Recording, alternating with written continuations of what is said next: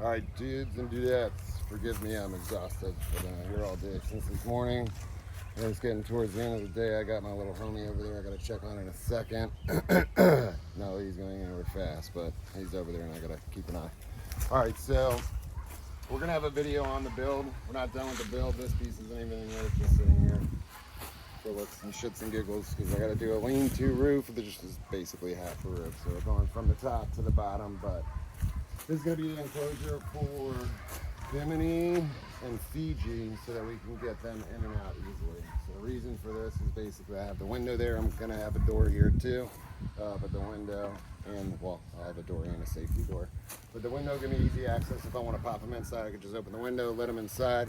It'll help me keep Fiji in line for an ambassador animal. Bimini, with her eye and being a female, certain times of year, maybe we'll take her out, maybe we won't, depending on how she's doing or how she's feeling. With Fiji, we're going to really work on so I can bring them out for shows and different educational programs. So halfway there for this enclosure. We got some other enclosures going on in the back. We'll show you guys in a little bit, but we'll explain this shit in a different episode today. Mind the mess. Been ripping shit apart all day long.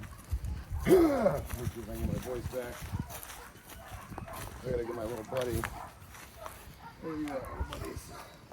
Where you going, buds? You can't go in there. Come here. Come here, little squirtle. Squirtle turtle.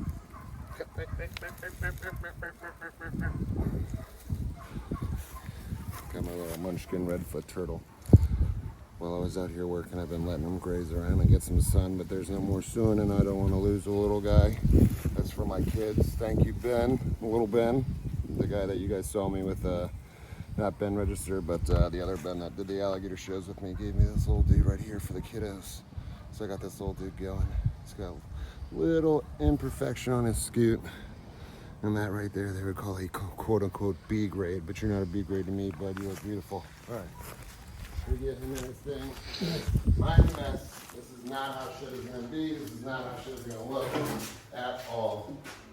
What we're gonna do here right now is I was able to bring some of my guys back. So I got Wally. And Wally used to be, Wally's the stunted alligator. I'm gonna tell you guys all about him in a second. I know you guys have seen him before on different episodes of my stuff, Tyler's stuff, the whole 9 yards. Now I haven't had Wally in the better part of a year, so he thinks he's a real alligator now. Wally's a stunted guy. So I've had Wally myself for, it's been like 15 years, I think. 12 to 15 years, I think I've had Wally. So Wally is an American alligator. He's perfectly healthy in every single way. He used to be the sweetest alligator ever. I could literally pass him off to my daughter's note taker or nothing. Not even worry about it. He's still sweet. He's just becoming a bit of an alligator because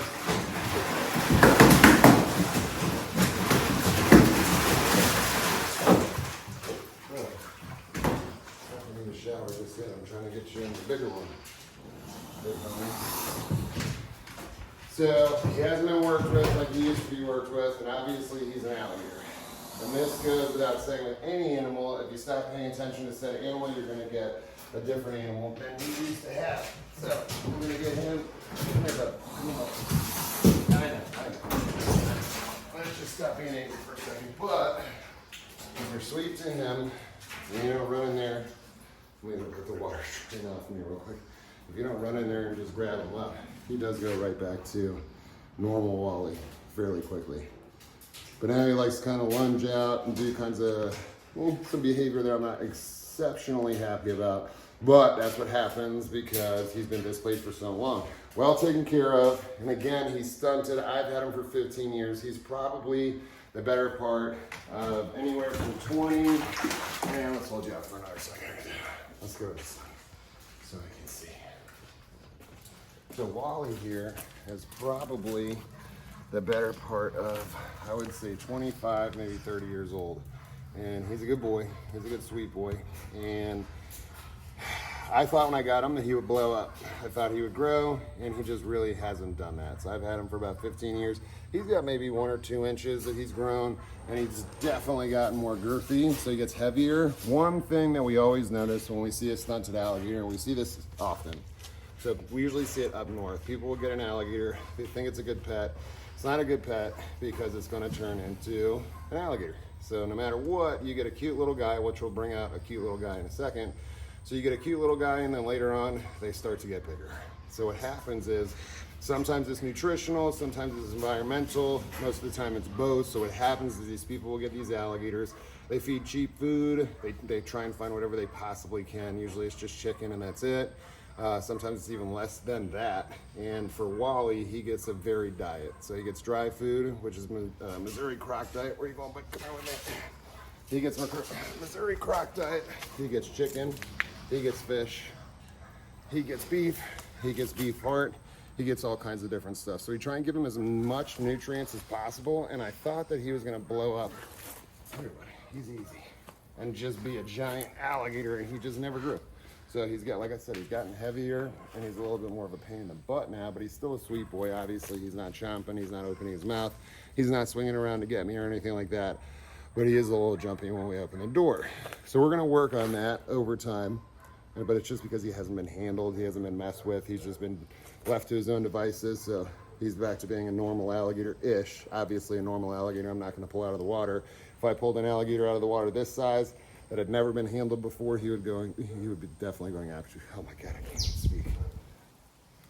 All right, let's try again. So he would be definitely going ape shit crazy. Now, something that we usually notice with an alligator that's stunted is usually the face will be all morphed out. So it'll basically be a stunted face. He'll have like almost like a shovel-like face. So the face will be really stumpy, kind of short. The teeth will start to fan out. They get what's called metabolic bone disease. Their jaws don't open. I think Chris still has the one that he's cared for forever and a day named Saul, which is basically a similar scenario where if you're getting fed just hot dogs, there's no nutritional value. So basically the bones, no calcium, no nothing like that. So the developmental process in the alligator itself is still working, but the problem is there's no nutrients to back it up. So what ends up happening is when you get a stunted alligator, you get a body that's a little bit, I would say kind of messed up. You get a face that's messed up, big, bulky, and then also the teeth start to fan out and point straight out to the side. His teeth are normal, his face is normal. He's normal in every way, shape, and form. He looks like every other alligator that would be about 4 years old, because this is what a 4 to 5 year old alligator would look like. The only difference is Wally is probably 20 to 25 years old at this point. I don't think he's gonna grow any further. He's going inside for right now because, I'll show you guys in a second. First, let me get this guy up, he is heavy. Here, go. And yes, the water is shallow, so you guys don't have to comment on that. It's heavy as shit. I have to drag it out myself for right now until we get him outside, but I can't legally bring him outside until we get the fence up. So once I get the fence up, all the alligators will go outside, back in their natural sunlight. You can keep alligators indoors. I do keep babies indoors, keep baby crocodiles indoors. I keep baby caiman indoors. We're gonna do an episode 2 on the baby caiman, because we do have a couple of species here. These little guys, but that's gonna be for a later episode. And these guys are extremely fickle, so I don't really mess with them much. And I do a very simple setup. It's very simple. Again, we'll do that later on. Now this guy, dude, everybody shit in their water overnight? All right, so this is a normal sized 1.5 to 2 year old alligator. So obviously you can see he's gonna reach way bigger than Wally is, far quicker than Wally will ever reach that size. I don't think, maybe he will, maybe he won't, who knows? We don't know. Maybe over the next 10 or 15 years, Wally will let her spurt. Maybe he'll get to be, 7 feet, 8 feet. We just don't know. This guy, for sure, we do know that will grow to a normal size alligator. So 1 foot every year for about 6 years. Then that growth rate tremendously slows down. It'll be an inch or two to a couple of centimeters every single year for the rest of their lives. They do grow for their entire lifespan. So we're gonna go ahead and put him back in his little spot. And it's a little deeper for him just because he's smaller. But again, I still got some stuff I gotta do in here. I just got these guys back, so I've been working extremely hard to try and get all my shit together and set up. But it is difficult to take care of a bunch of animals. And I got a couple of snakes behind you. And then I got my geckos over here that I gotta take care of. I gotta get that gecko into a bigger enclosure. I have to finish that enclosure. I have to finish 8 more enclosures just like it and twice the size of that. And then I also will walk back real quick. We're gonna probably build a fence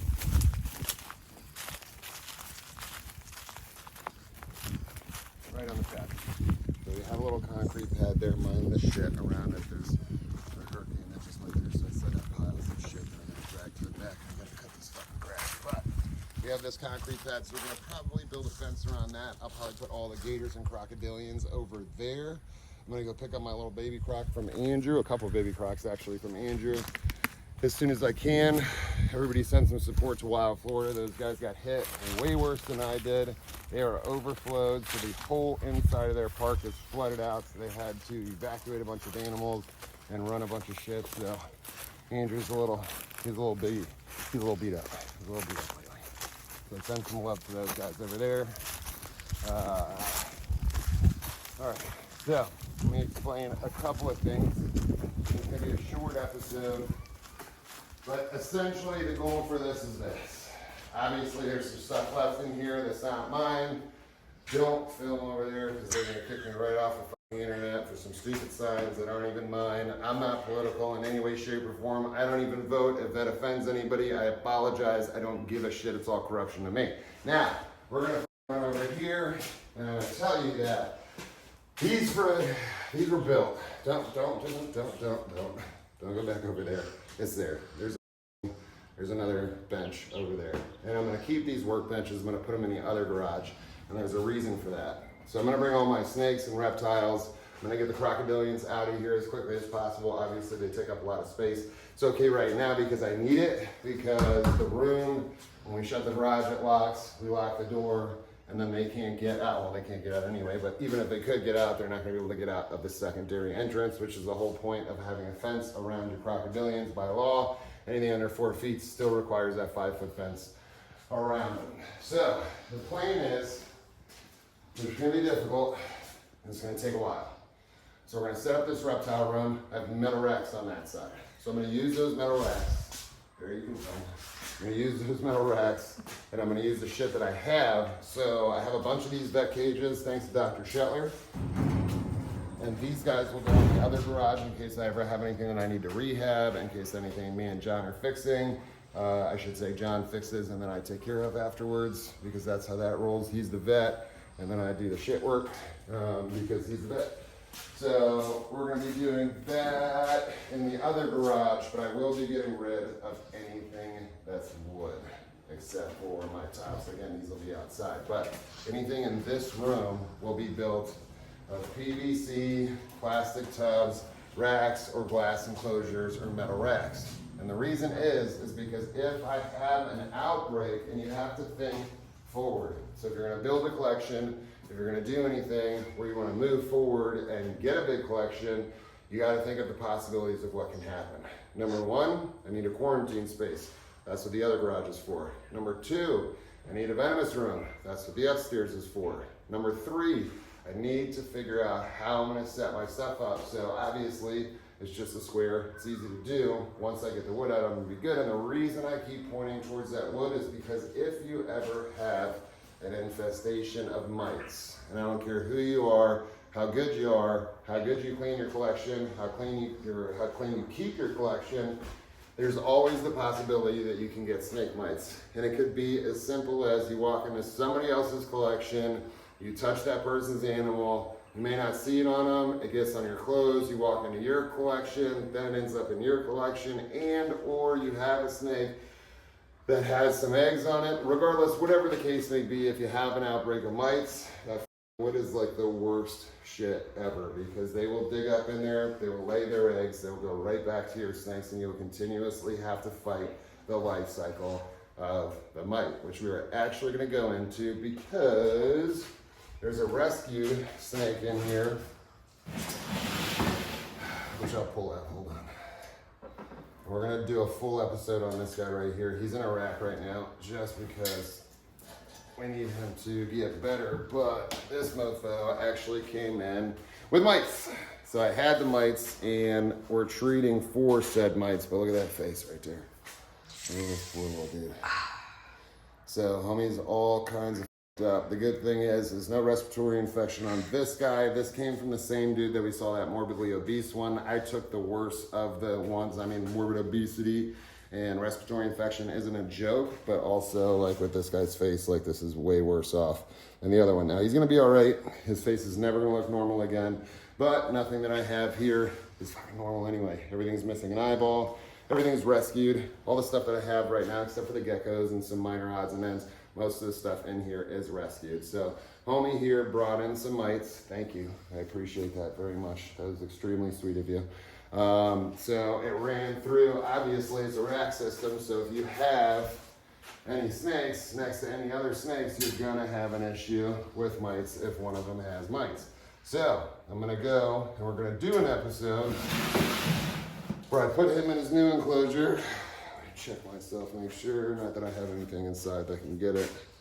See if I can show you guys any mites. But having said that, we are going to be retreating. It looks like the first treatment actually knocked it down pretty good, but the life cycle is what you got to worry about. So a lot of people will treat for these mites and then they forget about it. They do one treatment and that's it, and that won't work because you will have eggs and shit that do not die from the first treatment, especially with what I use. I use a chemical that's not that harsh. You can get it at Walgreens. But when I do the mite episode, I'm gonna run through basically the archaic ways of thought that we used to use for getting mites off, all the way to the new and improved shit that we have from the information that we have today, like with UF and the University of Miami and all that good stuff. But we have all this good information now, so there's 10,000 different ways you can take care of mites, and I'm going to show you every single way that I know how to take care of mites, and I'm going to show you my preferred method depending on which type of snake that we're handling. So there it is, ladies and gentlemen, the start of the process, and it's been a nightmare, but in the end it'll all be worth it. So hopefully we can get this shit together. I would say it's going to probably take the better part of about 4 to 6 months before I can get a collection of reptiles going. Not that that matters. Obviously the most important thing is to build these enclosures, bring all my animals back home, get everybody in one spot, and that's gonna be it. All right, and we'll end it with Miss Piggy over there, taking a little nap by the dangerous shit the roosters left on the ground over there. Miss Pig. I'm gonna attack Pig. I'm gonna attack little Piggy. Little Piggy. So Peggy never used to root around. She still doesn't. She chooses to root the corners, which I could give a shit less about. She picks the corners right up against the house, and she seems to like it. But she still does sleep inside. That's why that crate's in there. She does like to go in there. We let her choose. So if she wants to stay outside, she can stay outside. If she wants to go inside, she can go inside. And we'll do another episode or an update on her later on. Figured you guys might like to see her though. She's doing great. Pig! Pig! Come here, Mama. She doesn't want to be bothered. Big girl. Yeah, we talking about you. Yes, big mama. Uh-huh. Yep. Yep, don't get up for me. All right, mofos. Back to work. Boom.